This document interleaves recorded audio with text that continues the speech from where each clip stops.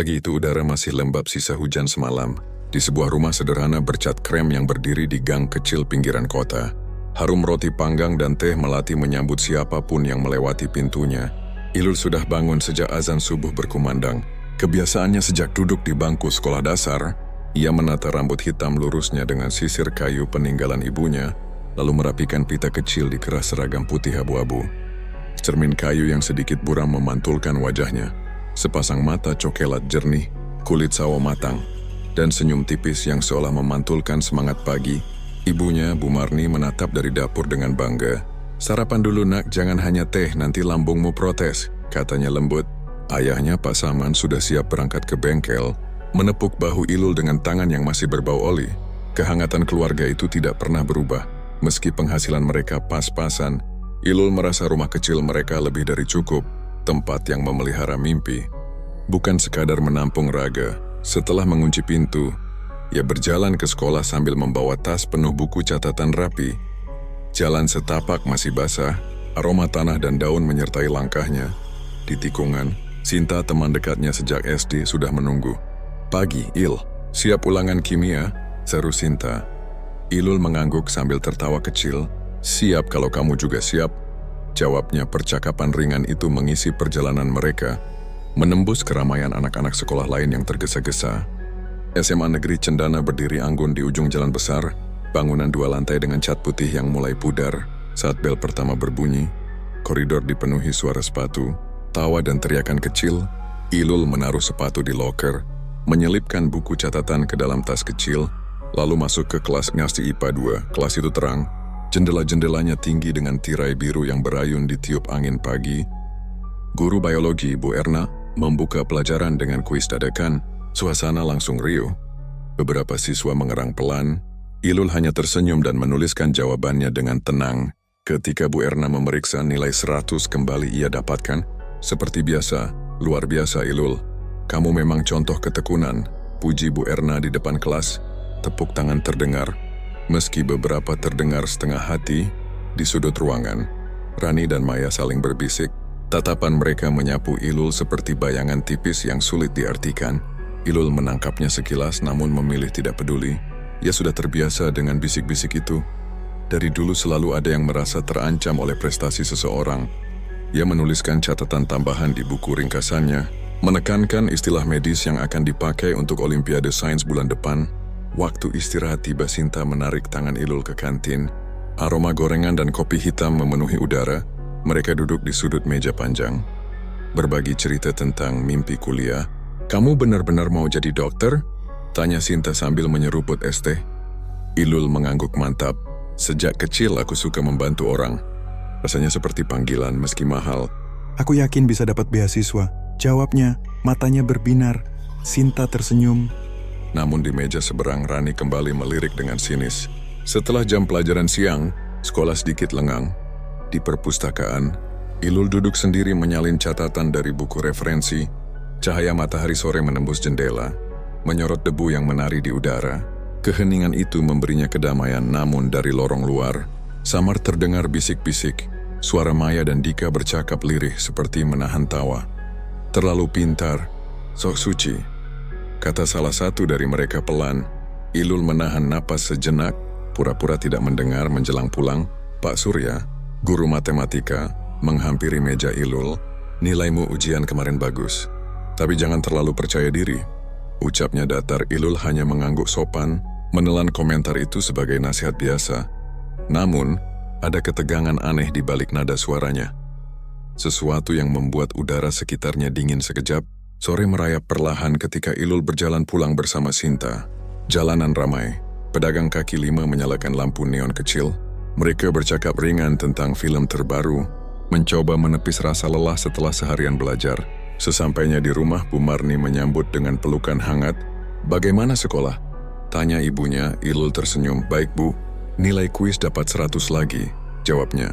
Sorot mata ibunya berbinar bangga. Malam pun tiba. Ilul duduk di meja belajar. Lampu meja kuning temaram menerangi buku-buku tebal. Di luar, suara jangkrik menggema. Ia menulis target mingguan di kertas tempel. Latihan Olimpiade Sains, latihan soal kedokteran dasar, persiapan presentasi biologi. Di balik ketekunannya, sesekali bayangan tatapan sinis teman-temannya melintas di benak, ada yang mengganjal, tetapi ia mengabaikannya baginya. Kerja keras dan niat baik selalu menemukan jalannya. Jam menunjukkan pukul 10 malam ketika ia menutup buku, menatap langit lewat jendela. Bintang-bintang berkelip, seolah memberi isyarat bahwa hari esok akan penuh kesempatan. Ilul menarik napas panjang. Tidak tahu bahwa di balik langit yang indah itu, ada mata-mata iri yang sudah menatapnya dengan rencana lain. Bayangan kecil yang belum terlihat, namun perlahan mendekat. Malam pun menelan rumah sederhana itu dalam damai, menyimpan rahasia yang kelak akan mengguncang segalanya. Keesokan paginya, mentari merekah dengan warna keemasan, dan Ilul bangun seperti biasa sebelum alam sempat berdering. Ia menghirup udara segar yang masih beraroma embun, menyiapkan buku-buku yang akan dibawanya, lalu mengenakan seragam yang sudah disetrika rapi oleh ibunya. Sisa rasa hangat dari mimpi semalam menemaninya. Seolah hari ini akan menjadi hari yang baik. Dan memang begitu, setidaknya di permukaannya.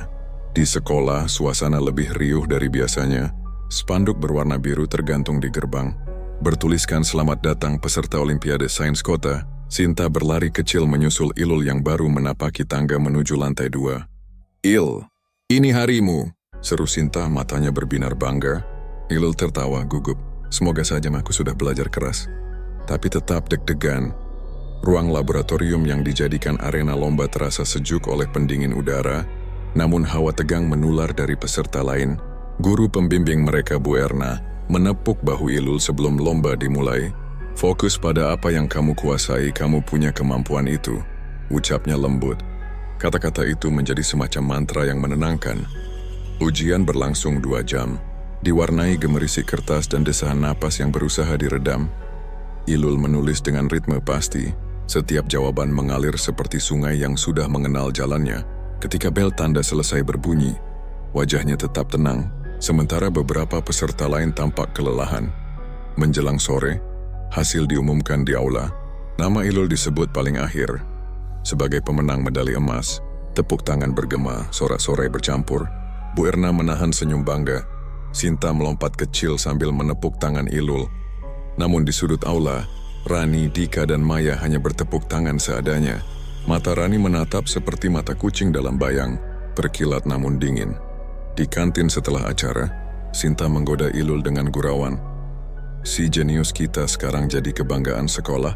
Hati-hati nanti diserbu wartawan," katanya sambil tertawa. Ilul menggeleng, pipinya memerah. "Wah, lebay. Ini baru tingkat kota. Masih jauh." Mereka bercakap penuh canda, tetapi dari meja lain, geng Rani menatap tak ramah. Maya berbisik pelan, "Lihat dia sok merendah, padahal jelas-jelas dia senang dipuji." Dika mengangkat bahu, namun bibirnya tersenyum tipis, senyum yang menyimpan sesuatu. Hari-hari berikutnya, perhatian sekolah memang tertuju pada Ilul. Guru-guru lain kerap menyebut namanya di kelas. Bahkan kepala sekolah memberi ucapan selamat khusus saat upacara bendera. Ilul berusaha merespons dengan sopan, tetapi sorotan itu menambah rasa tidak nyaman di kalangan tertentu. Beberapa teman mulai menjaga jarak. Obrolan yang biasanya ramai kini terasa kaku ketika ia mendekat. Pak Surya, guru matematika yang terkenal keras, tampak semakin dingin. Saat pelajaran, ia menanyakan jawaban sulit kepada Ilul, seolah ingin menguji di depan seluruh kelas. Ilul menjawab dengan sopan, tak bermaksud menyaingi. Namun ketika ia mencoba memberi saran tentang cara penyelesaian yang lebih cepat, niatnya hanya membantu. Pak Surya menatapnya dengan sorot tajam. "Karena saya sudah benar, tidak perlu ditambah," ucapnya dingin. Kelas hening, Sinta menatap khawatir, sementara Rani menahan senyum kecil di bangkunya. Di koridor belakang sekolah, geng Rani kerap berkumpul seusai jam pelajaran. Mereka berbicara pelan, menatap sekeliling seperti menyimpan rahasia. Kalau begini terus, semua guru akan menyanjung dia. "Kita bakal dilupakan," keluh Maya sambil memainkan ujung rambutnya. Rani menyipitkan mata. "Aku benci cara dia selalu terlihat sempurna. Harus ada yang membuatnya jatuh sedikit." Dika, yang biasanya lebih pendiam, akhirnya menimpali jatuh. "Gimana maksudnya?" "Kita cuma bisa bikin dia malu." "Paling," Rani menoleh cepat, "malu tidak cukup. Kita perlu sesuatu yang benar-benar membuatnya berhenti jadi bintang. Biar dia tahu rasa." Nada suaranya rendah tetapi ada bara di dalamnya, membuat Maya dan Dika saling pandang tanpa kata. Hari berganti minggu, Ilul tetap menjalani rutinitasnya dengan ketekunan yang sama. Belajar di perpustakaan, latihan olimpiade tingkat provinsi, membantu Bu Erna menyiapkan materi praktikum. Dari luar, hidupnya tampak sempurna, namun bisik-bisik semakin sering ia dengar. Di ruang ganti seragam olahraga, ada tawa yang berhenti mendadak ketika ia masuk. Di kantin, tatapan iri menusuk punggungnya seperti jarum halus. Sinta mencoba menenangkan. Biarin saja, Il. Orang sirik itu biasa, Ilul mengangguk. Meski dalam hati ia mulai merasa bayangan gelap menebal di sekitarnya. Sementara itu Pak Surya duduk di ruang guru menatap nilai ujian terbaru. Lagi-lagi Ilul mendapat skor sempurna, bahkan mengoreksi kesalahan kecil yang ia tulis di papan. Anak ini terlalu menonjol, gumamnya. Ada rasa terancam yang tak bisa ia pahami sendiri, seolah wibawanya sebagai guru perlahan digerus oleh sinar murid itu. Ia menutup map nilai dengan gerakan keras, menimbulkan bunyi yang membuat guru lain menoleh. Sore yang lain setelah bel pulang sekolah, Rani mengajak Dika dan Maya berkumpul di taman belakang yang sepi. Langit mulai oranye, suara burung pulang ke sarang. Rani menatap keduanya dengan serius. Kita harus lakukan sesuatu, bukan cuma gosip atau menjatuhkan nilai. Kita perlu rencana. Maya menggigit bibir ragu. Rencana apa? Rani mendekat, suaranya nyaris berbisik. Rencana yang membuat Ilul berhenti bersinar selamanya. Dika menelan ludah, menatap dua temannya. Angin sore berdesir, membawa aroma tanah basah dan ketegangan yang menebal.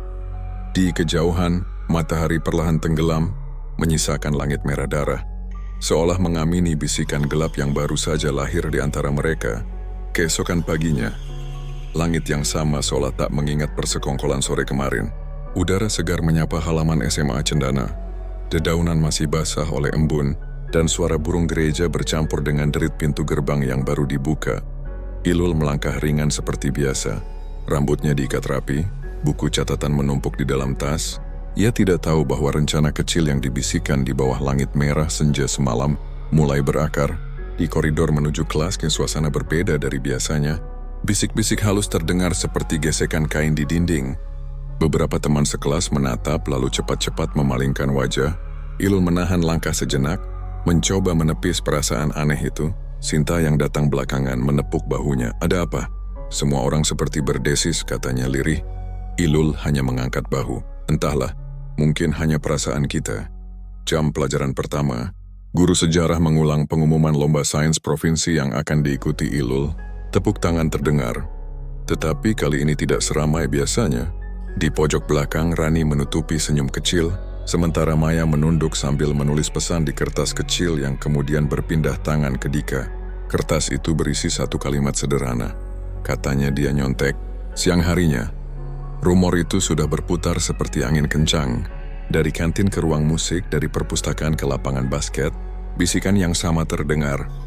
Ilul menang lomba karena mencontek. Ada yang menambahkan bumbu. Dia dekat dengan Bu Erna, jadi dikasih jawaban.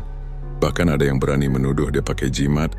Sinta mendengar sendiri bisikan itu ketika mengambil air minum. Ia segera kembali ke meja Ilul. Wajahnya merah menahan amarah. Il, kamu harus tahu. Mereka bilang kamu menang karena mencontek, itu bohong. Ilul menatap sahabatnya dengan mata tenang. Meski jantungnya berdebar, biar saja Sin. Orang akan percaya apa yang mereka mau percaya, aku tahu kebenarannya, katanya pelan. Ia berusaha tersenyum, tapi senyum itu terasa rapuh. Hari-hari berikutnya menjadi ujian kesabaran.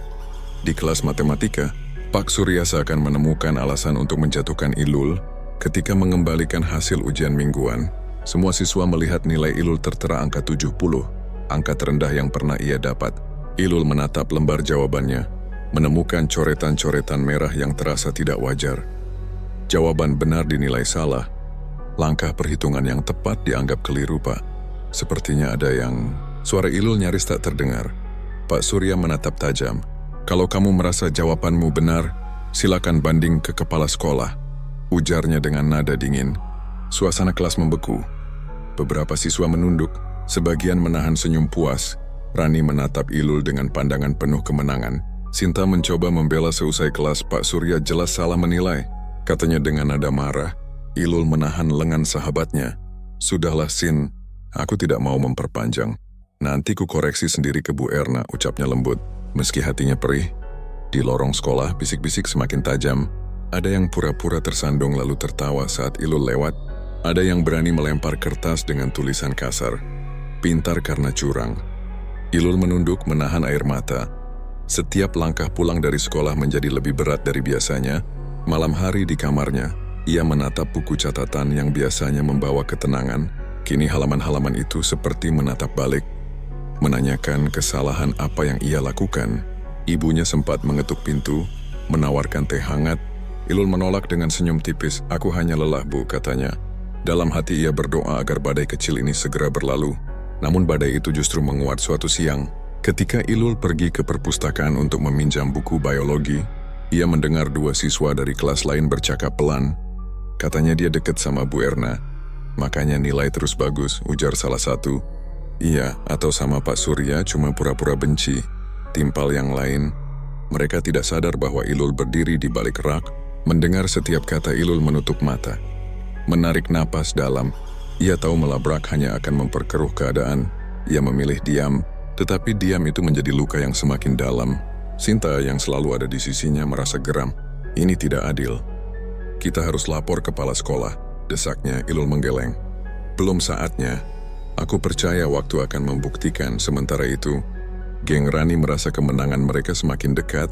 Di belakang gedung olahraga, mereka kembali berkumpul. Kali ini dengan tawa yang lebih lepas. Lihat saja. Sekarang dia bahkan tidak berani protes, kata Maya. Dika menambahkan, kalau begini terus dia bisa kehilangan beasiswa. Selesai sudah. Rani tersenyum miring. Ini baru pemanasan. Kita bisa buat dia benar-benar jatuh. Di ruang guru, Pak Surya diam-diam mendengar rumor yang sama. Alih-alih meluruskannya, ia justru merasakan kepuasan aneh. Dalam pikirannya, ini adalah cara untuk mengembalikan keseimbangan. Murid seperti itu perlu diingatkan siapa yang berkuasa di kelas. Gumamnya sambil menandatangani berkas, namun kebencian, seperti api kecil yang dibiarkan, perlahan menjelma menjadi nyala besar. Rani mulai membayangkan cara-cara lain yang lebih kejam. Bagi mereka, gosip dan nilai buruk rupanya tidak cukup. Dalam senyap, pikiran mereka semakin gelap, seperti lorong sekolah yang panjang dan dingin menjelang malam. Ketika lampu-lampu padam dan hanya suara angin yang bergema di antara dinding-dinding tua, di balik lorong itulah, pada suatu sore yang tampak biasa, langkah-langkah pelan terdengar menyelinap menuju ruang gudang bekas laboratorium kimia. Pintu kayu yang jarang dipakai berderit pelan ketika Rani mendorongnya. Bau karat dan debu menyeruak, bercampur dengan aroma sisa bahan kimia yang mengendap di udara. Di sanalah rencana gelap mulai berwujud. Jauh dari pandangan guru dan siswa lain, Maya datang lebih dulu, membawa senter kecil yang sengaja diselipkan dalam tas. Dika menyusul dengan raut wajah ragu. "Kamu yakin ini perlu?" bisiknya sambil menutup pintu. Rani menatap keduanya dengan tatapan keras. "Kalian sudah lihat sendiri. Semua gosip tidak mempan. Nilai buruk pun tidak membuatnya berhenti jadi pusat perhatian. Kalau kita ingin hidup tenang, dia harus hilang dari sekolah ini. Selamanya." Dika menggigit bibir.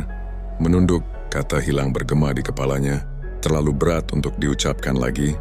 Maya meliriknya tajam, seolah membaca keraguan itu. "Rani, ini sudah kelewatan," katanya, suaranya nyaris bergetar. "Kita cuma iri, kita tidak harus..." "Diam," potong Rani dengan tajam. Cahaya senter memantul di matanya, membuatnya tampak lebih menakutkan. "Kalau kamu mundur sekarang, kamu tahu apa yang terjadi. Kita semua sudah terlalu dalam. Kalau satu dari kita bicara, habis semuanya." Ancaman itu menggantung di udara seperti kabut beracun. Dika menghela napas, dadanya sesak. Ia tahu Rani bukan hanya menggertak. Rahasia mereka sudah cukup untuk saling menjerat. Di luar ruangan langkah kaki terdengar samar. Ketiganya menahan napas, namun ternyata hanya angin yang menggeser daun kering.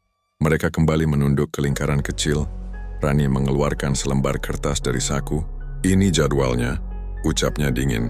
"Minggu depan setelah Bel pulang, kita tunggu sampai sekolah sepi. Kita ajak dia ke kamar mandi ujung. Tempat itu jarang dipakai dan pintunya bisa dikunci dari luar." Maya menelan ludah. "Lalu, bagaimana?" Suaranya gemetar. "Kita lakukan cepat," jawab Rani. Menatap mereka satu persatu. "Dika jaga pintu. Aku dan kamu yang eksekusi, kita. Pastikan dia tidak bisa melawan." Kata-kata itu meluncur tanpa ragu, seolah sudah dipikirkan matang. Maya menutup mulut, wajahnya pucat. Dika menatap lantai, pikirannya kacau. Namun ketakutan akan ancaman Rani membuat mereka tetap diam. Di sudut ruangan, lampu senter bergetar di genggaman, menambah kesan menyeramkan. Pertemuan itu berakhir dengan kesepakatan sunyi. Sebuah rencana yang tidak lagi bisa diurungkan. Sementara itu, di tempat lain, dua guru tanpa sengaja ikut terseret. Bu Ratna, guru piket yang dikenal lembut, pernah mendengar percakapan singkat Rani dan Dika di lorong beberapa hari sebelumnya.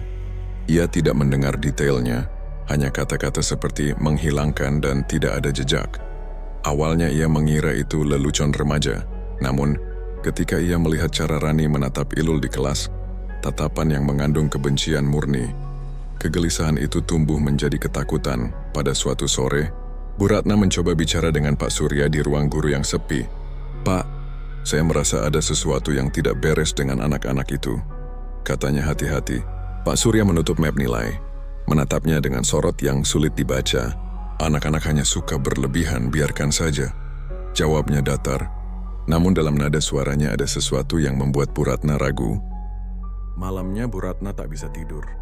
Bayangan wajah Ilul yang polos menghantui pikirannya. Ia ingin memperingatkan sang murid, tapi sesuatu menahannya.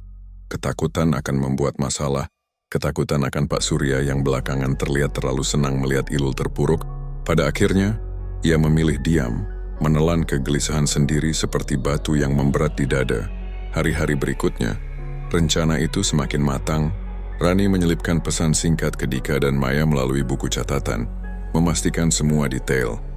Jam, tempat, bahkan siapa yang membawa apa. Dika yang semakin goyah, sempat berpikir untuk membocorkannya kepada guru lain. Satu sore, ketika ia berdiri di depan kantor guru, niat itu hampir terlaksana. Namun tepat saat ia hendak mengetuk pintu, Rani muncul di ujung lorong, menatapnya tajam seperti seekor elang mengawasi mangsa. "Jangan coba-coba," bisiknya ketika mereka berpapasan, suara rendah namun penuh ancaman. Dika mundur, keringat dingin membasahi pelipis. Di sisi lain, Ilul sama sekali tidak menyadari pusaran gelap yang mengelilinginya. Hidupnya penuh kesibukan, mempersiapkan Olimpiade Sains tingkat provinsi, membantu Bu Erna menyiapkan praktikum, dan mengerjakan tugas-tugas sekolah. Malam-malamnya diisi dengan tumpukan buku, catatan yang tertata rapi, dan secangkir teh hangat buatan ibunya. Sesekali ia merasa lelah dengan tatapan sinis teman-teman, tetapi ia menenangkan diri dengan doa, percaya bahwa kerja keras dan kebaikan akan selalu menang. Suatu sore, ia duduk di perpustakaan yang sepi, memandangi sinar matahari yang menembus jendela besar. Dalam hati, ia berbisik pada dirinya sendiri, "Sebentar lagi semua ini akan selesai. Aku hanya perlu bertahan." Ia tidak tahu bahwa di tempat lain, bayangan kejam semakin tebal, seperti malam yang menelan sisa cahaya senja. Sementara matahari merunduk di balik gedung sekolah, Rani, Maya, dan Dika sekali lagi berkumpul di gudang tua yang sama. Hening panjang menyelimuti ruangan berdebu itu. Rani menatap keduanya dengan tatapan penuh kepastian. Tinggal seminggu tidak ada jalan kembali. Kita pastikan dia datang ke kamar mandi itu. Setelah itu, selesai Dika menahan napas, Maya menunduk dan di luar jendela kecil, angin sore berdesir membawa bau tanah basah, seolah alam sendiri ikut menyimpan rahasia yang akan mengubah segalanya. Langit sore berwarna tembaga ketika bel pulang sekolah berdentang panjang, mengirim gema ke seluruh sudut bangunan tua. Siswa-siswa berhamburan keluar kelas, langkah mereka cepat, tawa mereka memudar satu persatu di sepanjang lorong. Suara riuh yang biasa memenuhi udara perlahan menjadi dengung jauh, hingga hanya sisa-sisa bisikan angin yang terdengar. Ilul menutup buku catatannya dengan senyum kecil. Ia baru saja selesai mengulas materi Olimpiade Sains yang akan diikuti pekan depan. Di luar jendela, cahaya matahari menipis, menorehkan bayangan panjang di lantai. Akhirnya selesai juga, gumamnya pelan. Sinta, sahabatnya yang setia, menepuk bahu Ilul sambil menyiapkan tas. "Lama sekali belajarnya," canda Sinta, meski nada suaranya terdengar agak tergesa. "Aku harus pulang lebih awal. Ada keperluan di rumah. Kamu masih mau beres-beres dulu?" Ilul mengangguk ringan. "Iya, sedikit lagi. Hati-hati di jalan." Ya, Sinta ragu sejenak, matanya menatap dalam, seperti ingin mengatakan sesuatu yang tak terucap. Namun akhirnya ia hanya tersenyum hambar. "Kamu juga," ujarnya sebelum melangkah pergi, meninggalkan aroma sabun cuci tangan yang samar. Punggung Sinta perlahan menghilang di balik pintu kelas, dan entah kenapa, Ilul merasa dadanya sedikit sesak. Suara langkah lain menyusul tak lama kemudian. Rani muncul di ambang pintu bersama Maya dan Dika. Ketiganya tampak santai, namun ada sesuatu di mata mereka yang sulit didefinisikan. Cahaya yang terlalu dingin untuk disebut ramah. Rani mencondongkan tubuhnya ke meja Ilul. "Masih di sini, Lu?" Suaranya terdengar manis tapi datarnya aneh. "Kami mau ke kamar mandi ujung. Katanya ada sesuatu yang rusak di sana, dan kami takut kalau sendirian, temanin ya." Ilul menoleh sedikit heran. "Sekarang sudah sore begini." "Iya, cuma sebentar," sela Maya, menahan nada gugup. "Airnya bocor, aku takut kalau ada tikus atau apalah." Ilul menimbang sejenak. Sekolah sudah nyaris kosong, tapi rasa iba pada temannya menepis keraguan itu. Ia menutup tas dan berdiri. "Baiklah, sebentar saja," katanya sambil tersenyum. Tak menyadari bayangan niat yang mengelilinginya, lorong sekolah menyambut mereka dengan keheningan yang menekan. Lampu-lampu neon di langit-langit sudah banyak yang mati, menyisakan cahaya redup berwarna kebiruan. Setiap langkah menimbulkan gema yang memantul di dinding, menciptakan irama seperti detak jantung yang tak wajar.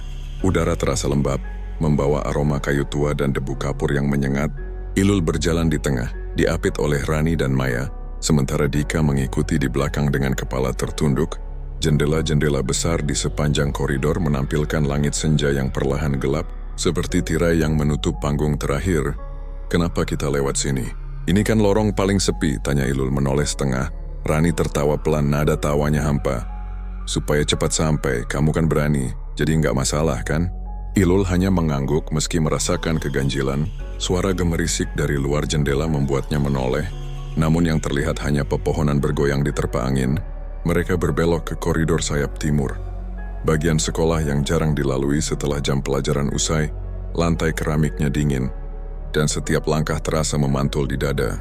Di kejauhan, samar-samar terdengar bunyi tetesan air, ritmis dan pelan seolah menandai waktu yang kian menipis. Dika sempat menelan ludah keras. Suaranya terdengar jelas di keheningan itu. Rani menoleh sekilas, memberi tatapan tajam yang membuatnya kembali bungkam. Akhirnya mereka tiba di depan pintu kamar mandi ujung. Lampu di atas pintu berkelip, menebar cahaya kuning pucat yang membuat bayangan mereka menari-nari di dinding. Rani mendorong pintu dengan lembut. Engselnya berdecit panjang, seperti sebuah peringatan samar. "Masuk duluan, Lu, cek di dalam." "Kita susul," kata Rani, suaranya setenang bisikan malam. Ilul menatapnya, sedikit kebingungan. "Bukannya kalian yang mau cek?" Maya tersenyum kaku. "Iya, tapi kamu lebih berani." Untuk sesaat, Ilul berdiri diam. Ada getaran halus di dadanya, semacam firasat yang sulit dijelaskan.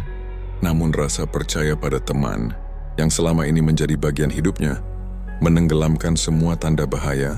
Ia menarik napas dan melangkah masuk. Udara di dalam kamar mandi lebih dingin, bau kaporit bercampur dengan aroma lembab yang menyesakkan. Cahaya lampu redup membuat bayangan ubin tampak bergerigi. Suara tetesan air dari keran yang bocor terdengar jelas, seolah menghitung detik yang tak pernah kembali. Rani, Maya, dan Dika mengikuti di belakang. Pintu kayu berderit lagi, lalu menutup pelan, menyisakan dunia kecil yang terisolasi dari sisa sekolah. Ilul menoleh, hendak berkata sesuatu, tetapi kata-kata itu tertahan ketika ia melihat tatapan Rani. Tatapan yang kini tidak lagi bisa disamarkan. Keheningan turun seperti kabut tebal. Langkah-langkah mereka menjejak pelan, mendekat menutup jarak di antara mereka. Lampu di langit-langit berkedip sekali lalu redup, meninggalkan kilau kuning yang tak pasti. Di luar angin senja berdesir, membawa bau tanah basah yang sama seperti sore-sore sebelumnya. Namun kali ini desiran itu terdengar seperti bisikan perpisahan. Dengan napas yang perlahan menegang, Ilul berdiri di tengah kamar mandi sunyi, dikelilingi teman-teman yang kini lebih mirip bayangan, dan di antara langkah-langkah yang semakin dekat, dunia seakan menahan napas menunggu sesuatu yang tak terhindarkan. Tetes air dari keran bocor jatuh satu persatu, tik, tik, tik, seolah menjadi hitungan mundur yang dingin. Ilul berdiri kaku di tengah kamar mandi yang remang. Matanya beralih dari wajah Rani ke Maya dan Dika yang menutup pintu pelan. Udara di ruangan itu terasa menebal, menekan dadanya. "Kenapa kalian menatapku seperti itu?" Suaranya nyaris berbisik, tapi gema di dinding membuatnya terdengar lebih nyaring. Rani melangkah maju, bibirnya menegang. "Maaf, Lu," ucapnya lirih namun tanpa raut penyesalan. Dalam genggamannya, kilatan logam muncul, pisau dapur dengan gagang hitam. yang entah sejak kapan diselipkan ke saku jaketnya. Cahaya lampu yang berkelip membuat ujungnya memantulkan kilau dingin. Ilul mundur satu langkah. Jantungnya berdetak liar. Apa yang kalian lakukan? Ini nggak lucu. Maya menoleh, wajahnya pucat. Namun ia tetap menahan lengan Ilul ketika gadis itu berusaha mundur. Maaf, aku. Suaranya tercekat. Air mata menumpuk di sudut mata. Rani tidak memberi waktu. Dengan gerakan cepat yang tak sempat diantisipasi, ia mendorong Ilul ke dinding. Suara benturan kepala ke ubin menimbulkan dentum tumpul. Menggema di ruangan. Dika menjerit pelan, menutup mulutnya sendiri. Apa kalian gila? Ilul berusaha meronta tetapi Maya menahan bahunya. Rani mengangkat pisau. Sejenak dunia seakan berhenti. Hanya bunyi tetesan air yang terdengar. Teratur seperti detak jam maut, kilatan perak menukik. Jeritan Ilul meledak. Nyaring namun cepat teredam oleh tangan Maya yang gemetar menutup mulutnya. Pisau itu menembus sisi bahu, kemudian lagi sekali, 2 kali, hingga darah hangat memercik, menodai dinding putih ubin. Rani bernafas berat, matanya liar, seperti terjebak dalam amarah yang tak lagi bisa dihentikan. Ilul meronta hebat, matanya melebar penuh ketakutan, air mata bercampur dengan darah yang mengalir di pipi. Kenapa? Suaranya parau, hampir tak terdengar di sela teriakan tertahan. Namun tak ada jawaban. Hanya tatapan dingin dan tangan-tangan yang menahan tubuhnya. Setelah beberapa detik yang terasa seperti keabadian, tubuh Ilul melemah, gerakannya melambat, tetes darah menetes ke lantai. Bercampur dengan air dari keran bocor, menciptakan pola merah yang mengalir pelan. Hening mendadak turun, lebih mencekam daripada teriakan manapun. Maya melepaskan genggamannya, terhuyung ke belakang, tangan berlumur darah. Dika berdiri mematung. Wajahnya pucat seperti kertas. Rani terengah-engah, menatap pisau di tangannya yang kini basah merah. Suara napas mereka menjadi satu-satunya yang terdengar, diselingi tetesan air yang kini terdengar seperti pukulan palu di telinga. Kita harus pergi, bisik Dika, suaranya pecah. Belum. Rani menatap jasad yang terkulai di lantai. Suaranya tajam namun bergetar. Kita harus menyembunyikannya, sekarang juga. Mereka saling pandang, panik menguasai ruangan. Waktu terasa berjalan aneh, lambat sekaligus tergesa. Dika meraih ponsel, tapi Rani menepisnya. Enggak ada polisi, enggak ada siapa-siapa. Kalau ketahuan kita semua habis.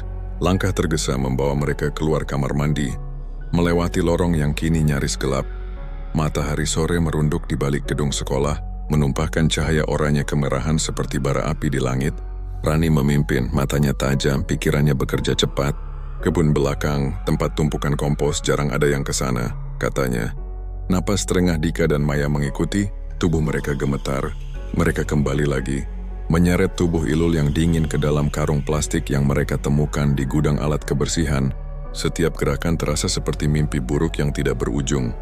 Suara gesekan kain, bau darah yang menyengat, dan tubuh yang semakin berat seiring kegelapan datang. Ketika mereka sampai di kebun belakang, langit sudah berubah ungu tua. Area itu memang sepi, hanya diterangi sisa cahaya senja dan lampu halaman yang redup. Rerimbunan semak dan tumpukan daun kering menutupi sebagian tanah. Rani segera mengambil sekop yang disandarkan di gudang kecil dekat sana. Entah kebetulan atau takdir, alat itu seakan menunggu tanah lembab dan berat. Mereka menggali terburu-buru, keringat bercampur dengan darah yang mengotori pakaian. Maya terisak. Setiap kali sekop menghantam tanah, aisekannya pecah lebih keras. Ini salah, gumamnya berkali-kali. Cepat, bentak Rani. Meski suaranya sendiri bergetar, akhirnya lubang yang cukup dalam tercipta. Mereka menurunkan tubuh Ilul dengan hati-hati, meski tangan mereka sendiri berlumur darah dan lumpur. Saat tanah pertama kali menutupi wajah pucat itu, Maya menutup matanya erat. Air mata jatuh tanpa bisa dihentikan. Ketika pekerjaan selesai, malam sudah benar-benar turun. Mereka menutupi lubang dengan dedaunan dan ranting. Berusaha mengaburkan jejak, namun bau tanah basah bercampur darah tetap terasa, menyusup ke hidung, menempel di kulit. Langkah kaki berat mendekat dari kegelapan. Ketiganya terlonjak, tapi yang muncul adalah siluet dewasa dengan senter di tangan. Pak Surya, guru matematika itu, menatap mereka lama. Sorot matanya dingin. Sudah selesai? Suaranya pelan, datar. Maya terisak makin keras. Dika mundur, tubuhnya kaku. Rani dengan sisa keberanian mengangguk pelan. Kita sudah Pak Surya mendekat menyorotkan senter ke gundukan tanah. Ekspresinya tak menunjukkan keterkejutan, hanya ketenangan menyeramkan. Kalian harus pastikan tidak ada yang tahu saya akan kunci gerbang kebun besok. Saya urus agar area ini ditutup untuk renovasi taman. Pak, suara Dika bergetar. Kenapa? Kenapa, Bapak? Pak Surya menatapnya tajam. Kalau kalian tertangkap, saya juga habis. Kita semua tenggelam bersama. Ngati itu. Tanpa menunggu jawaban, ia berbalik, berjalan menuju pintu besi yang memisahkan kebun dari area sekolah. Bunyi kunci berderak menandai akhir malam itu. Rani, Maya, dan Dika berdiri membeku. Langit di atas mereka tak berbintang. Hanya awan hitam pekat. Bau tanah basah menempel di tangan, pakaian, dan hati mereka. Tidak ada suara kecuali desiran angin yang dingin, membawa kesunyian yang lebih menakutkan daripada teriakan manapun. Ketika mereka akhirnya melangkah pergi, kamar mandi yang remang, lorong-lorong sepi, dan gundukan tanah di kebun belakang sekolah menjadi saksi bisu. Sunyi yang membunuh menelan segalanya. Seolah malam itu sendiri menutup mulut, menjaga rahasia yang akan menghantui mereka seumur hidup. Pagi berikutnya, sekolah menengah itu tampak seperti biasa dari luar. Gerbang dibuka, suara motor para siswa memenuhi halaman, dan bel pertama berdentang lantang. Tetapi di balik rutinitas yang sama, ada rongga hening yang tak terjelaskan. Salah satunya dirasakan Bu Erna, wali kelas Niblar IPA 2 ketika ia membuka daftar hadir. Nama Ilul Nirmala masih kosong, meski bel pelajaran pertama telah lama berbunyi. Biasanya dia paling rajin, gumam Bu Erna, menandai kolom ketidakhadiran dengan tanda tanya. Beberapa teman sekelas menoleh, mengerutkan dahi. Sinta yang duduk di bangku dekat jendela merasakan debar aneh di dadanya. Ilul jarang, bahkan nyaris tak pernah absen tanpa kabar. Jam pelajaran berikutnya bergulir. Telepon genggam Sinta tetap tak menerima pesan apapun dari sahabatnya itu. Saat istirahat, Bu Erna memanggil Sinta ke ruang guru. Kamu terakhir kali lihat Ilul kapan? Tanyanya suara lembut namun cemas. Sinta menelan ludah. Kemarin sore, Bu. Dia masih di kelas waktu saya pulang. Katanya mau beres-beres sebentar. Saya kira dia pulang tak lama setelah itu. Bu Erna mengangguk pelan, lalu menatap Pak Surya yang kebetulan berada di ruangan yang sama. Guru matematika itu mengangkat alis seolah tak peduli. Anak-anak seumuran mereka kadang memang suka jalan-jalan tanpa pamit, ujarnya datar. Mungkin main ke rumah teman. Tetapi Bu Erna tidak begitu saja percaya. Saat jam pelajaran usai, ia menelpon nomor orang tua Ilul. Suara Ibu Ilul terdengar terisak di ujung telepon. Bu Erna, maaf, kami juga sedang panik. Ilul tidak pulang semalam. Kami sudah keliling kampung, menanyakan tetangga. Tidak ada yang melihat. Ini bukan kebiasaan dia. Kabar itu segera menyebar seperti api kering. Dalam hitungan jam, seluruh sekolah tahu Ilul menghilang di halaman. Bisik-bisik tumbuh menjadi desas-desus liar. Ada yang menduga ia diculik. Ada pula yang menuduh ia kabur karena tekanan belajar. Sinta mendengar semua gosip itu dengan perut mual. Ingatannya melayang ke sore sebelumnya. Tatapan aneh Rani dan gengnya saat menjemput Ilul ke kamar mandi. Siang itu orang tua Ilul datang ke sekolah bersama seorang petugas polisi setempat. Ayahnya yang biasanya kalem tampak pucat. Kami mohon kerja sama dari pihak sekolah. Katanya tegas namun bergetar. Kepala sekolah menenangkan mereka. Berjanji akan membantu pencarian dan menyerahkan data CCTV. Rani, Maya, dan Dika berdiri di antara kerumunan siswa yang ingin tahu. Wajah mereka dipulas kepanikan pura-pura. Kasihan banget, gumam Rani dengan nada penuh simpati palsu. Semoga cepat ketemu ya. Maya hanya menunduk. Tangannya dingin di saku rok. Dika hampir tak berani berbicara. Setiap kali ia menatap ke arah Sinta, rasa bersalah seperti duri menusuk lebih dalam. Pak Surya yang diam-diam mengawasi mereka, sesekali mendekat ke kepala sekolah, menanyakan perkembangan dengan nada prihatin. Kami semua kaget, Pak, katanya seolah benar-benar terkejut.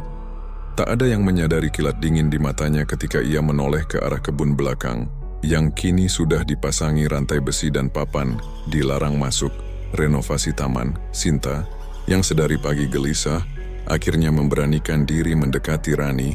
Kalian lihat Ilul kemarin setelah aku pulang? Tanyanya mencoba terdengar biasa saja. Rani menoleh dengan senyum hambar. Hah?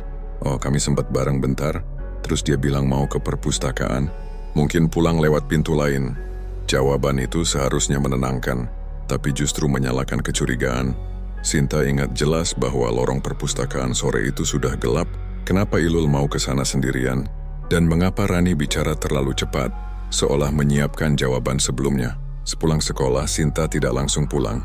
Ia berjalan memutari halaman, matanya menangkap setiap sudut. Saat melewati kebun belakang, ia melihat rantai baru yang mengikat pintu besi. Di papan kayu tertulis cat merah, renovasi, dilarang masuk. Sinta mengernyit kemarin. Pintu itu tidak terkunci. Angin sore bertiup membawa aroma tanah basah yang anehnya membuat bulu kuduknya merinding. Ia terdiam beberapa saat, mencoba menyingkirkan firasat buruk yang tiba-tiba merayapi kulit. Malamnya, berita hilangnya Ilul sudah masuk ke grup WhatsApp warga. Polisi setempat mengumumkan pencarian resmi.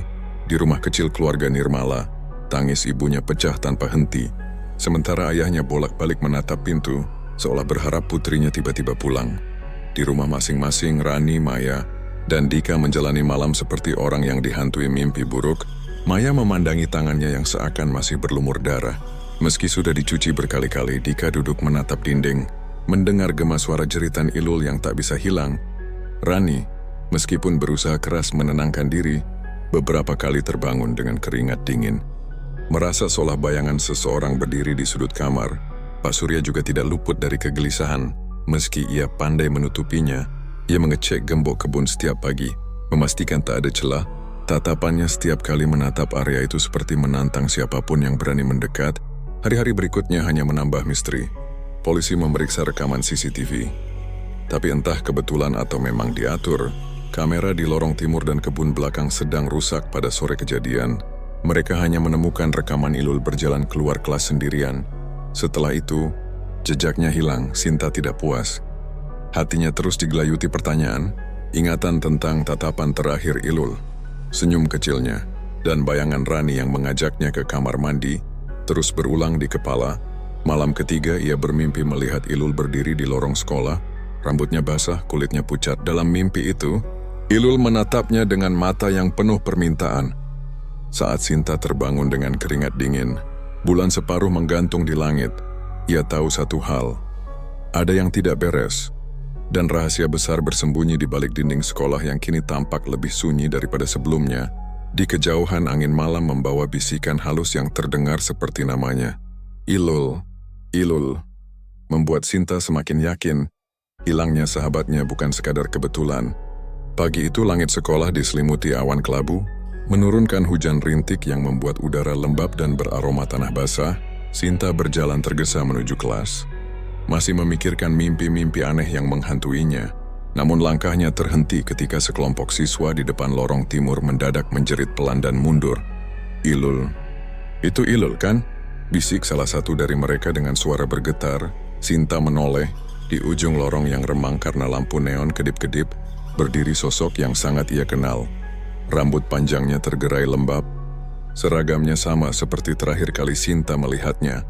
Rok abu-abu, kemeja putih yang sekarang terlihat agak kusam. Ilul menunduk. Wajahnya tertutup bayangan rambut, langkahnya pelan, nyaris tanpa suara. Tetapi Sinta bisa mendengar desis kain yang menyeret lantai. Bau tanah basah menyusup tajam, lebih kuat daripada aroma hujan di luar. Itu bukan hanya bau air dan lumpur. Ada jejak anyir samar yang membuat perut Sinta mual. Ilul.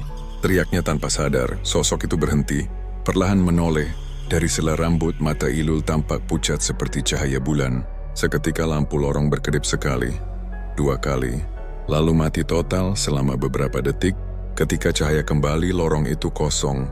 Hanya genangan air kecil di lantai, seolah seseorang baru saja berjalan basah kuyup melewatinya. Teman-teman yang tadi menyaksikan kejadian itu saling pandang ketakutan. Aku juga lihat, gumam seorang siswa. Dia benar-benar Ilul. Berita itu menyebar kilat ke seluruh sekolah. Banyak yang menganggapnya lelucon atau tipuan cahaya. Namun kesaksian beberapa siswa terlalu konsisten. Seragam yang sama, rambut panjang basah, langkah tanpa suara. Guru-guru mencoba meredam kepanikan. Kepala sekolah menenangkan murid-murid, mengatakan mungkin hanya salah lihat karena suasana gelap dan lembab. Namun Sinta tahu apa yang dilihatnya nyata siang itu. Polisi kembali mendatangi sekolah setelah mendapat laporan baru. Mereka memeriksa rekaman CCTV koridor timur. Hasilnya justru membuat bulu kuduk berdiri. Pada jam yang sama, kamera hanya merekam lorong kosong. tetapi ada bayangan samar yang bergerak seperti kabut berbentuk manusia. Tidak ada suara, tidak ada detail wajah, hanya bayangan basah yang memanjang di lantai. Pak Surya berdiri di belakang petugas, menatap layar monitor dengan wajah yang sulit dibaca. Tangannya yang mengepal di balik saku celana menunjukkan sesuatu. Kegelisahan atau ketakutan. Sinta tidak yakin sore menjelang, rumor kian liar. Ada yang bilang Ilul benar-benar pulang ke rumah orang tuanya. Tapi orang tua Ilul menyangkal keras. Kami belum menemukannya, ujar ibunya dengan mata bengkak saat diwawancarai wartawan lokal.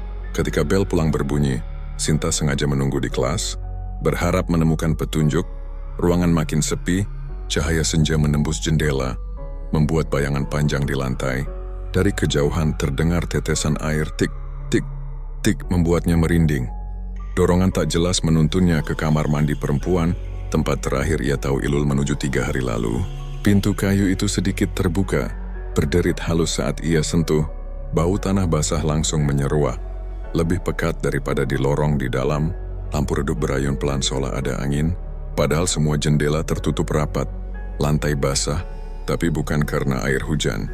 Teksturnya lebih kental, meninggalkan jejak lumpur yang samar. Kemudian terdengar bisikan. Awalnya begitu halus hingga Sinta mengira hanya suara pikirannya sendiri. Sinta, panggilnya. Lembut namun membuat darahnya dingin. Ia menahan napas. Bisikan itu datang dari salah satu bilik di ujung. Dengan langkah gemetar ia mendekat. Setiap pijakan terasa menenggelamkannya dalam aroma bumi yang busuk. Tiba-tiba pintu bilik terakhir menutup brak. Tanpa peringatan, Sinta menjerit kecil, mundur hingga punggungnya menabrak wastafel.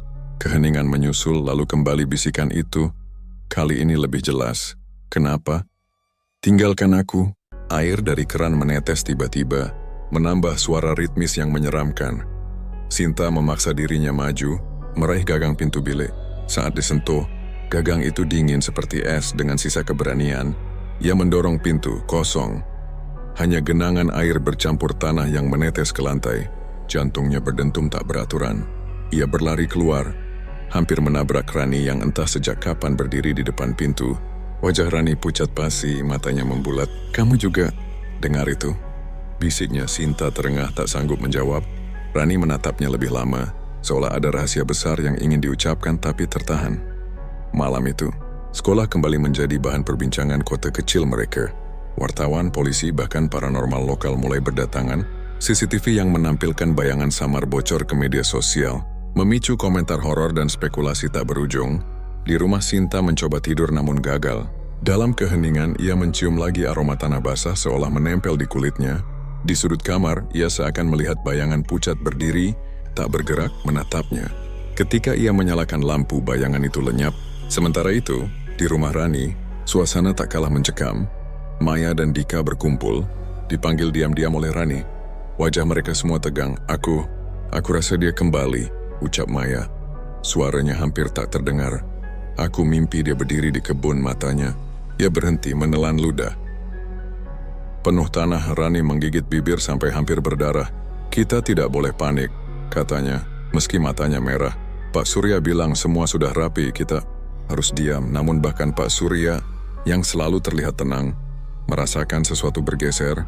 Malam itu ia sendiri mendengar ketukan lembut di pintu rumahnya. Saat dibuka tak ada siapapun, hanya aroma basah pekat yang menguar. Dan tanah berlumpur menempel di keset. Di langit yang diselimuti awan, bulan nyaris tak tampak. Dan di dalam sekolah yang kini dijaga ketat, kamar mandi tempat kejadian tetap mengeluarkan suara bisikan samar, menembus dinding dan menyelinap ke mimpi setiap orang yang pernah menyimpan rahasia malam itu. Tidak ada yang berani mengaku, tetapi semuanya tahu, Ilul telah kembali, bukan sebagai gadis yang hilang, melainkan sesuatu yang membawa pesan dari dalam tanah. Pesan yang belum selesai disampaikan. Malam merayap pelan di kota kecil itu, seperti selimut basah yang menekan dada. Rani terbaring di kamarnya dengan lampu tidur menyala temaram. Matanya tak kunjung mau terpejam. Sejak pertemuan diam-diam bersama Maya dan Dika, jantungnya berdegup tak wajar, seolah ada yang mengawasi dari balik tirai. Udara di dalam kamar terasa lembab dan berbau tanah. Meski jendela tertutup rapat, jam dinding berdetak lirih. Tik, tak, tik. Tak tepat pukul 12:10, suara itu tiba-tiba hilang. Keheningan menggantikan detakan, dan Rani langsung sadar ada yang berubah. Ia menahan napas, menoleh perlahan ke arah ujung tempat tidur. Di sana berdiri sosok yang begitu ia kenal. Rambut panjang tergerai basah, seragam sekolah berlumur noda tanah, dan mata yang memantulkan cahaya lampu redup seperti kaca retak. Ilul gadis itu tidak bergerak, hanya menatap dengan sorot yang dingin. Bibirnya sedikit terbuka seakan hendak mengatakan sesuatu. Rani ingin menjerit tetapi suaranya tercekat di tenggorokan, seluruh tubuhnya kaku. Hanya jantung yang berpacu liar. Sosok itu melangkah sekali ke depan. Lantai kayu berderit halus tapi Rani yakin dia tidak menjejak, melainkan melayang. Maaf. Suara itu hanya seperti desis angin. Nyaris tak terdengar tapi jelas memanggil. Rani menutup mata, menahan air mata. Saat memberanikan diri membuka kembali, sosok itu lenyap. Namun udara kamar tetap penuh bau lumpur basah. Ia meraih ponsel dengan tangan gemetar, menyalakan senter menyapu seluruh ruangan kosong. Tapi di ujung kasur, tepat di spray putihnya, ada bekas tanah basah berbentuk tapak kaki yang memanjang ke arah pintu. Di tempat lain, Pak Surya pun tidak lepas dari gangguan. Rumahnya berdiri di pinggir jalan yang sepi, hanya diterangi lampu jalan kuning kusam. Ia baru saja menutup buku catatan nilai ketika terdengar ketukan lembut di pintu depan. Tok, tok, tok 3 kali. Awalnya ia mengira angin, namun ketukan itu berulang lebih keras. Tok, tok, tok. Ketika ia membuka pintu, halaman tampak kosong. Hanya udara dingin dan kabut tipis yang menyelimuti. Namun aroma tanah basah menguar tajam, membuatnya mual. Ia menunduk dan melihat jejak kaki berlumpur memanjang dari pagar menuju pintu, seolah seseorang datang dari kebun belakang rumahnya. Jejak itu basah, segar, padahal hujan sudah berhenti sejak sore. Pak Surya menelan ludah, menutup pintu dengan cepat dan mengunci gembok 2 kali. Tapi ketukan kembali terdengar kali ini dari pintu dapur. Tok, tok, tok. Suaranya teratur, sabar, menunggu. Lampu dapur berkedip-kedip lalu mati, menjerumuskannya ke dalam gelap. Ia meraba dinding mencari sakelar, namun sebelum menemukannya, bisikan lembut menyelinap ke telinganya. Kenapa?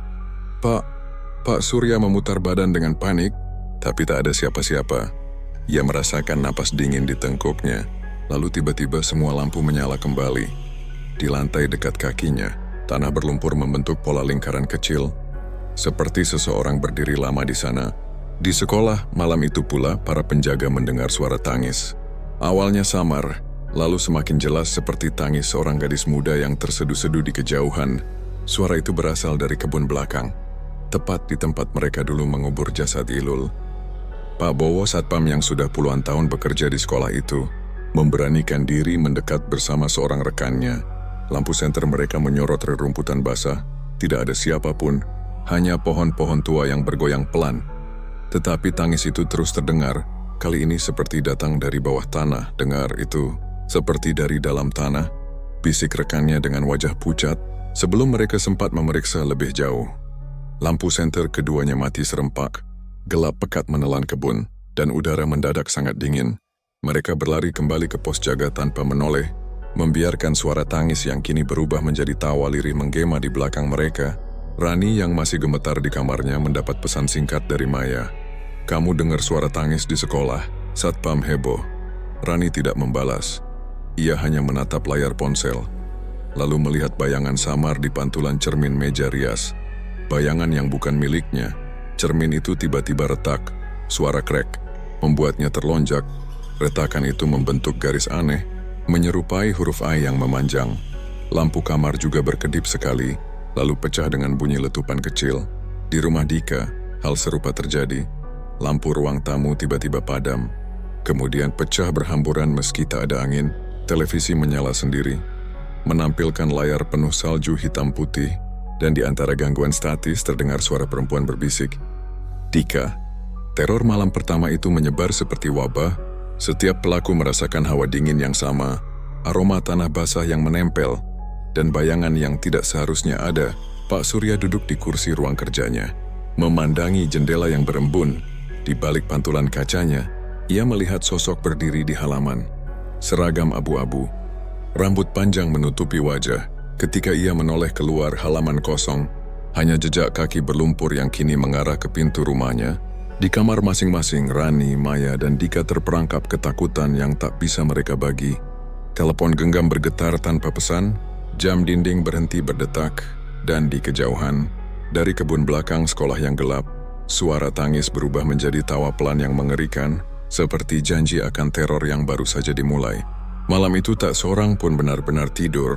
Mereka semua tahu, arwah Ilul tidak lagi sekadar bayangan samar di lorong sekolah.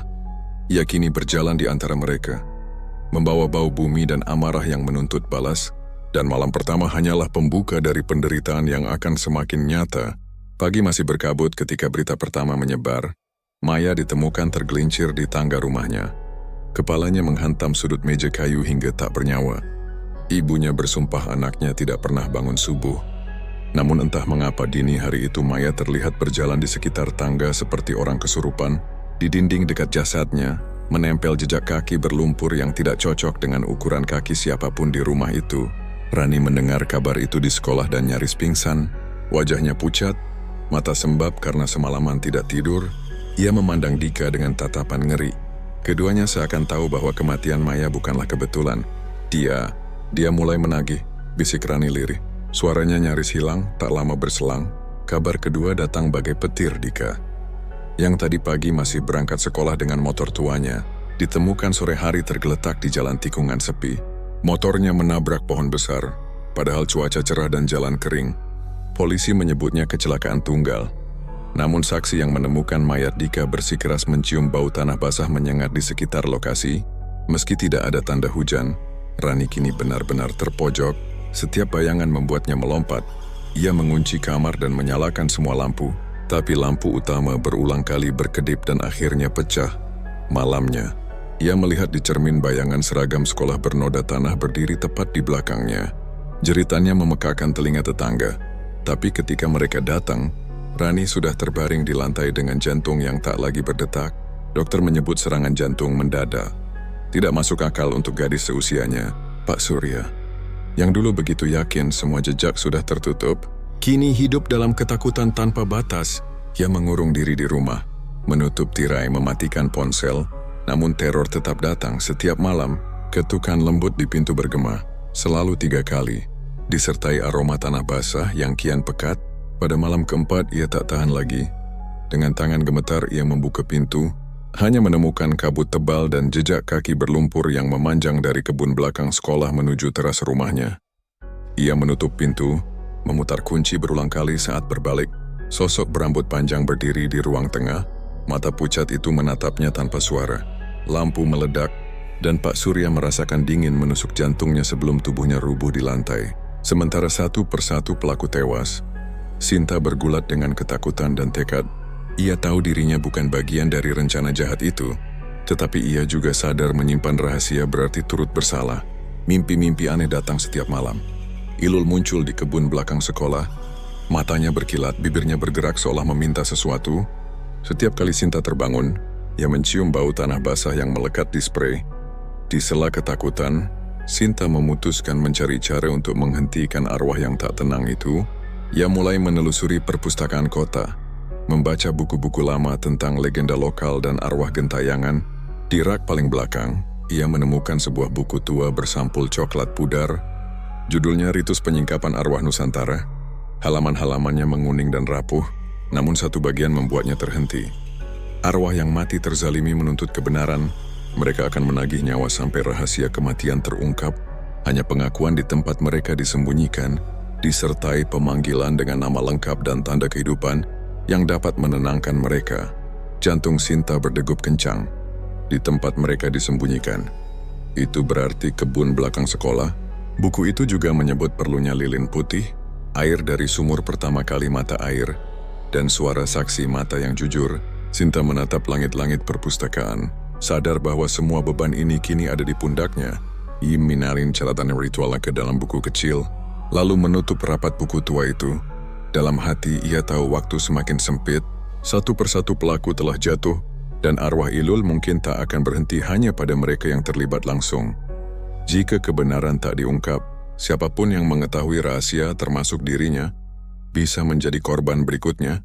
Ketika malam turun, Sinta menatap jendela kamarnya yang memantulkan bayangan dirinya sendiri. Di balik pantulan itu samar-samar, ia merasa ada sepasang mata pucat yang menatap balik, seolah menunggu jawaban dari niatnya. Ia menggenggam buku catatan erat-erat, dan untuk pertama kali sejak teror dimulai, Ia berbisik pelan, "Ilul, aku akan mengungkapkan semuanya." Angin malam menyelinap melalui celah jendela, membawa aroma tanah basah yang seakan menyetujui janjinya. Sementara di kejauhan, dari arah sekolah yang gelap, terdengar isak tangis yang perlahan berubah menjadi keheningan menakutkan, pertanda bahwa arwah itu mendengar dan menunggu. Fajar menyingsing dengan cahaya pucat, langit masih diliputi sisa kabut yang menempel seperti selimut dingin. Sinta berangkat ke sekolah lebih awal. Buku catatan berisi ritual dan catatan pengakuan ia genggam erat dalam tas. Di sepanjang jalan ia terus berbisik, menenangkan diri, hari ini semuanya harus selesai. Sesampainya di sekolah, halaman tampak sepi, hanya terdengar suara sapu dari Pak Bowo, satpam tua yang sejak awal diam-diam merasakan keganjilan. Sinta mendekat, menatapnya dengan sorot mata mantap. "Pak, saya tahu apa yang terjadi, Ilul. Dia ada di kebun belakang," ucapnya tanpa basa-basi. Pak Bowo terdiam, sapunya jatuh menimpa tanah berembun. "Nak, kamu yakin?"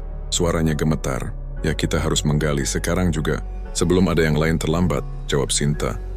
Kali ini tegas, percakapan itu memantik gelombang peristiwa yang tak bisa dihentikan. Kepala sekolah, Bu Ratna, yang selama ini menutup mata karena takut, akhirnya menyerah pada tekanan batin. Wajahnya pucat ketika Sinta menatapnya di ruang guru dan mengucapkan kata-kata yang ia takutkan selama ini. "Bu, saya tahu Ilul dibunuh, dan ibu juga tahu." Bu Ratna menutup wajahnya, bahunya bergetar hebat. Aku tidak ikut, tapi aku mendengar rencana itu." Gumamnya lirih, air mata menetes. "Aku diam. Aku pengecut. Tidak butuh waktu lama sebelum polisi dipanggil. Ketika berita itu sampai ke telinga pihak berwenang, mereka datang bersama beberapa pekerja dan peralatan penggalian. Siswa-siswa yang mulai berdatangan pagi itu terkejut melihat garis polisi membentang di sekitar kebun belakang yang selama ini jarang dipedulikan. Sinta berdiri di dekat pita kuning. Udara pagi yang dingin menusuk kulitnya. Ia merasakan kehadiran yang tak kasat mata, seolah sepasang mata pucat mengawasi setiap langkah. Petugas kepolisian mulai menggali. Tanah lembab memancarkan aroma yang selama ini menghantui mimpi Sinta. Sekop demi sekop, tanah terangkat. Tak lama kemudian, seorang petugas menghentikan gerakannya. Wajahnya menegang. "Pak, kita menemukan sesuatu," teriaknya. Semua orang menahan napas perlahan. Lapisan kain seragam sekolah yang pudar muncul dari dalam tanah, disusul lengan kecil yang kaku. Seorang polisi menyingkirkan tanah dengan hati-hati, menyingkap wajah pucat yang meski tertutup tanah, tetap menampakkan garis-garis yang tak asing. "Ilul!" Tangis pecah dari kerumunan. Beberapa guru menutup mulut, siswa-siswa berlari menjauh dengan wajah ngeri. Sinta menitikkan air mata, dadanya sesak, rasa lega bercampur pilu mengalir. Penantian panjang itu akhirnya menemukan kebenaran. Namun momen paling mencekam belum berakhir. Ketika matahari mulai menembus kabut dan jasad Ilul diangkat perlahan ke permukaan, angin tiba-tiba berhenti. Udara menjadi hening sedemikian rupa hingga detak jantung terdengar jelas. Dari ujung kebun, kabut tipis muncul, berputar pelan seperti menari. Sinta menahan napas. Dari dalam kabut itu, sosok yang begitu dirindukannya namun sekaligus ditakutinya melangkah keluar. Ilul, sama seperti yang ia lihat dalam mimpi, seragam abu-abu basah, rambut panjang meneteskan air. Namun kali ini wajahnya bersih dan tenang. Orang-orang yang hadir seakan membeku. Polisi yang biasa menghadapi berbagai kejadian pun melongo tak percaya. Ilul menatap mereka satu persatu. Matanya berkilau seperti cahaya bulan. Pandangannya berhenti pada Bu Ratna, yang langsung tersungkur berlutut, menangis tanpa suara. Lalu menoleh ke arah Sinta. Sinta merasakan sesuatu yang tak bisa diucapkan. Bukan marah, bukan benci, hanya rasa syukur yang hening. Ilul mengangguk kecil, senyum tipis menghiasi wajahnya, seolah berkata, "Terima kasih." Hembusan angin lembut menggerakkan daun-daun, dan dalam sekejap sosok itu memudar. Kabut kembali menelan kehadirannya, meninggalkan aroma bunga basah dan keheningan yang tak biasa. Setelah kepergian arwah itu, proses hukum berjalan cepat. Bu Ratna, yang akhirnya memberikan pengakuan penuh, menjadi saksi kunci. Fakta-fakta mengerikan terbongkar. Rani, Maya, dan Dika yang kini sudah tiada, bersama Pak Surya merencanakan pembunuhan karena iri dan dendam. Mereka memanfaatkan kamar mandi sekolah sebagai tempat eksekusi dan menguburkan jasad Ilul di kebun belakang. Meski sebagian besar pelaku telah menemui kematian misterius, Pengadilan tetap digelar, berkas dakwaan dibacakan untuk almarhum Pak Surya, dan ketiga siswa sebagai bukti keadilan, sementara Bu Ratna dijatuhi hukuman karena menutup-nutupi kejahatan. Hakim menyatakan secara resmi bahwa Ilul adalah korban pembunuhan berencana. Namun, bagi Sinta, vonis itu hanya sebagian dari akhir cerita. Malam-malam berikutnya, ia masih sering terbangun dan menatap jendela, mencari tanda kehadiran sahabatnya. Tetapi yang tersisa hanyalah angin sejuk dan aroma tanah yang kian lama kian memudar. Pada hari pemakaman ulang yang layak, seluruh sekolah hadir. Peti putih Ilul dikebumikan di pemakaman keluarga dengan doa dan air mata. Kepala sekolah berdiri di depan nisan. Suaranya bergetar ketika berkata, "Kita belajar bahwa kebenaran tak bisa disembunyikan selamanya. Keadilan akan menemukan jalannya." Sinta menatap nisan itu lama. Angin menyapu rambutnya lembut dalam hati. Ia mendengar bisikan samar yang menenangkan. "Aku tenang sekarang." Ia menutup mata, mengusap air mata yang menetes, lalu melangkah pergi. Langit sore berwarna keemasan, burung-burung kembali ke sarang, dan kehidupan perlahan berjalan lagi. Namun di sudut hatinya, Sinta tahu bahwa peristiwa itu akan selamanya menjadi pengingat. Bahwa keadilan kadang datang dari tempat yang paling tak terduga, bahkan dari balik dunia yang tak bisa dijangkau mata manusia. Dan di kebun belakang sekolah yang kini ditumbuhi bunga liar, hanya angin yang berbisik, membawa pesan abadi tentang kebenaran, pengkhianatan, dan arwah yang akhirnya menemukan damai.